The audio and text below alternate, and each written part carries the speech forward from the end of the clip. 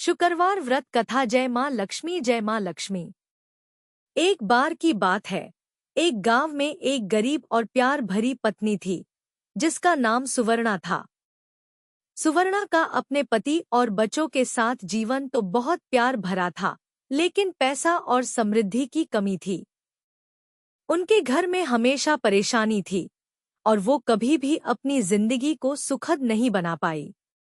एक दिन एक बुद्धि औरत सुवर्णा के घर आई और उसने उससे कहा, बेटा, अगर तुम शुक्रवार का व्रत रखोगी तो तुम्हारे घर में समृद्धि आएगी। माँ लक्ष्मी खुद तुम्हारी मदद करेंगी।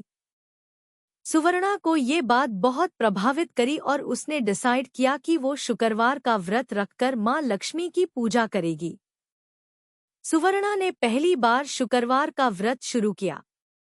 हर शुक्रवार को वो सुबह जल्दी उठकर स्नान करती, अपने घर को सफाई करती और माँ लक्ष्मी की पूजा करती।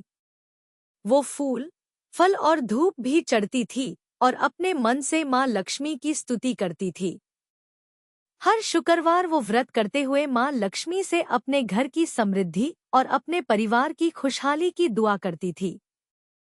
पहले कुछ हफ्तों तक कोई विशेष परिवर्तन नहीं आया, लेकिन सुवर्णा अपने व्रत में पूरी श्रद्धा और धैर्य के साथ रही। धीरे धीरे उसके पति का व्यवसाय सफल होने लगा, उनका धंधा चलने लगा और घर की स्थिति बेहतर होने लगी।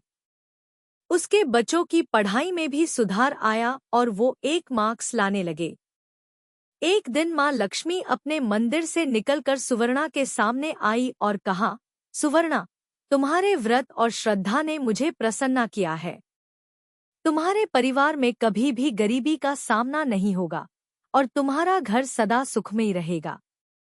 तुम्हारी समृद्धि कभी भी खत्म नहीं होगी।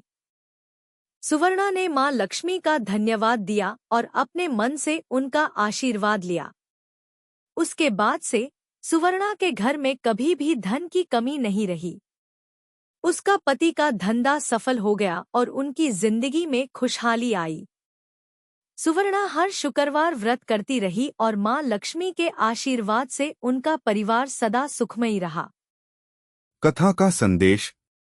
इस कथा से हमें ये सीखने को मिलता है कि भक्ति और श्रद्धा से हम अपने जीवन में किसी भी कठिनाई को दूर कर सकते हैं। शुक्रवार का व्रत रखकर और माँ लक्ष्मी की पूजा करके हम अपने घर को समृद्धि और खुशहाली से भर सकते हैं। Please like, share and subscribe.